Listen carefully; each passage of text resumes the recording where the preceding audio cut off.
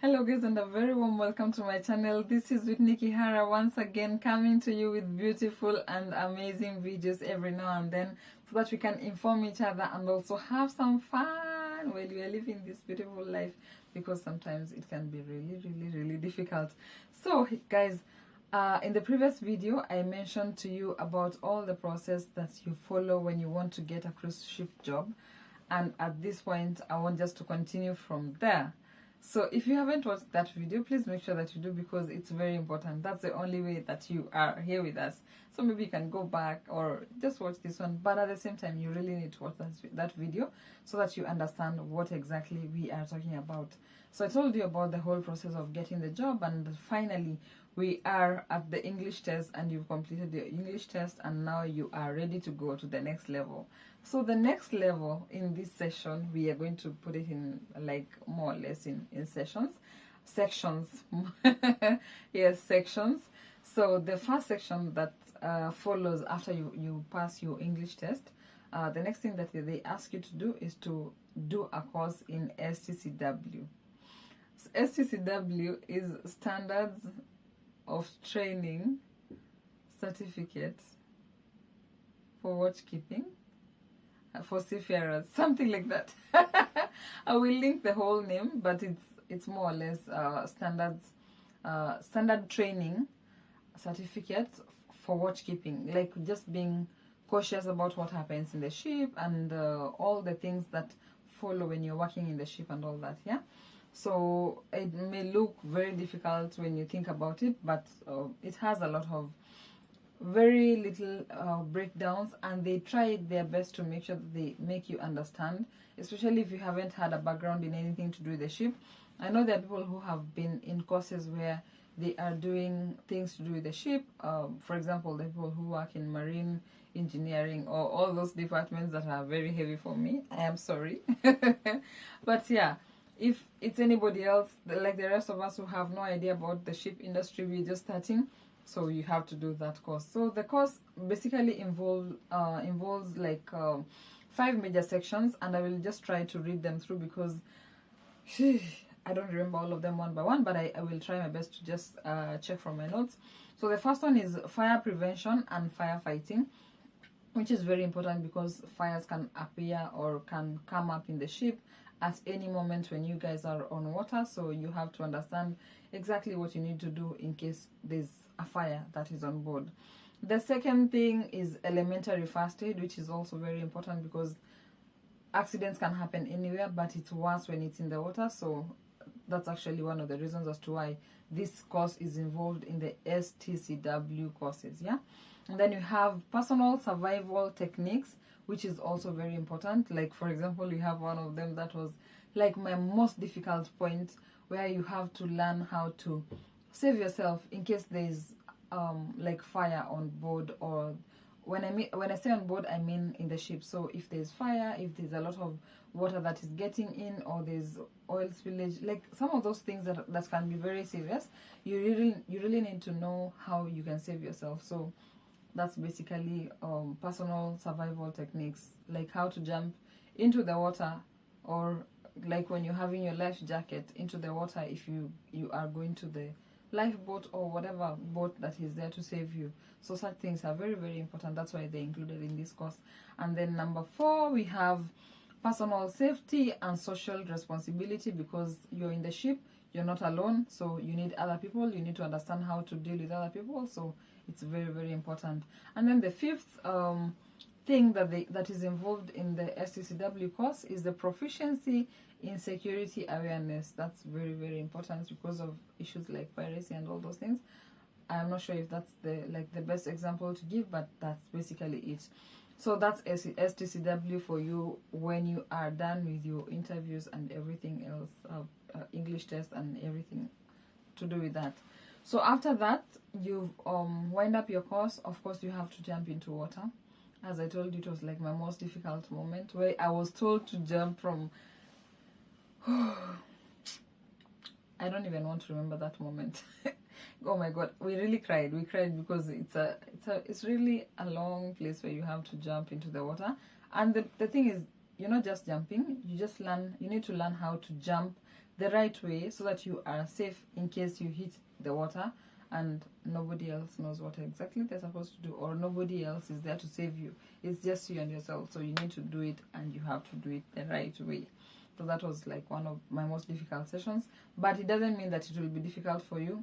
And it's one part that all the tutors really help you a lot, the trainers really help you a lot, and there are lifeguards all around just to help you the same. So don't be afraid of the same. So after that, after you finish your SCCW course and every other course that they tell you to do, because at some point maybe you will have some things added, some things not added. So at some point you also now get your certificates, but that's later on.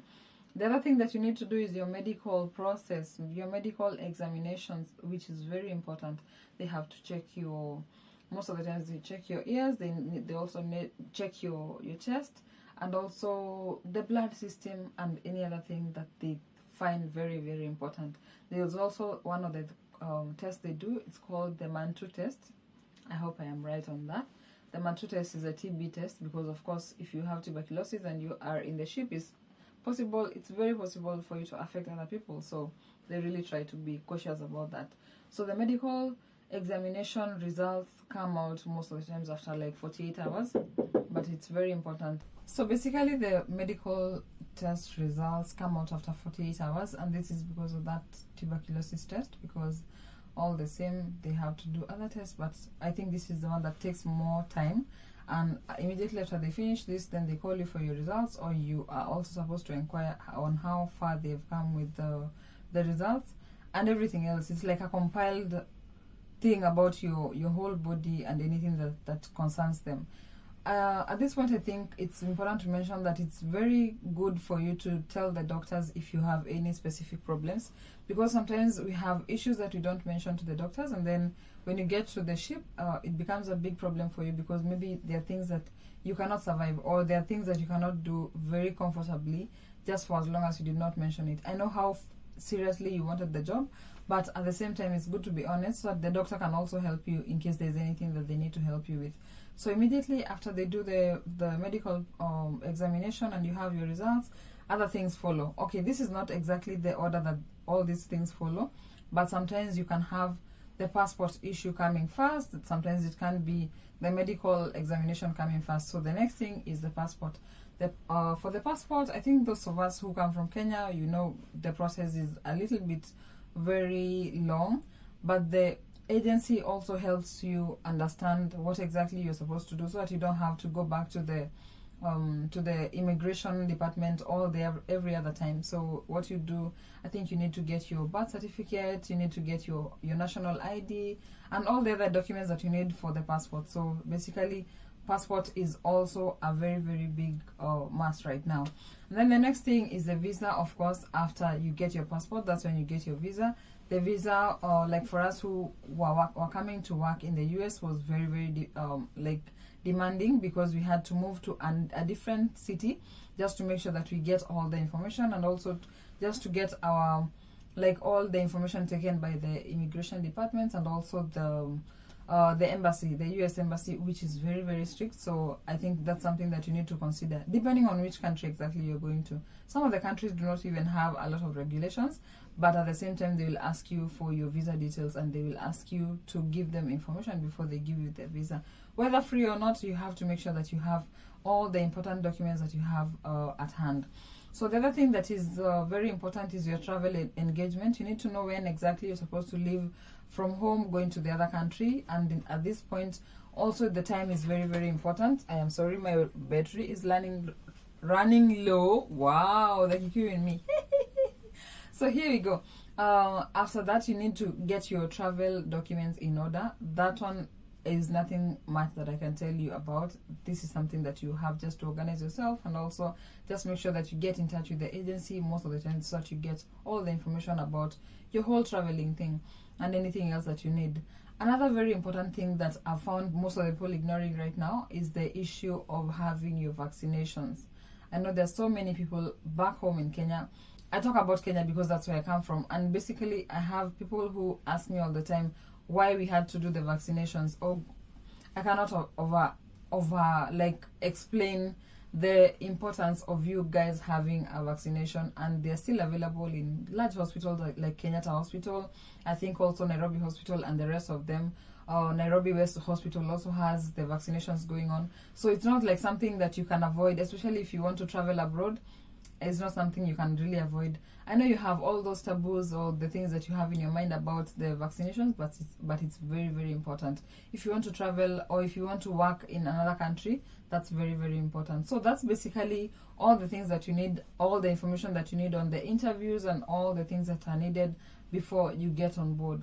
So all the other information that I will give you much, much later, or at some point in the course of my stay here, which is almost coming to an end, but I will try my best to feed you in with all the information. Unfortunately, I lost all my pictures and videos on my way, like the way I came from home and then coming on board and the first days on board and my first quarantine and everything. But I will try my best. Once I recover those things, I will make sure that I like feed you in with all the information. So guys, thank you very much for watching this video. I hope that you guys will subscribe, comment, share, like, and also make sure that you give the information to all the other people who are interested. And also I'll link the video, I'll link the previous video so that you can just follow up on whatever we have.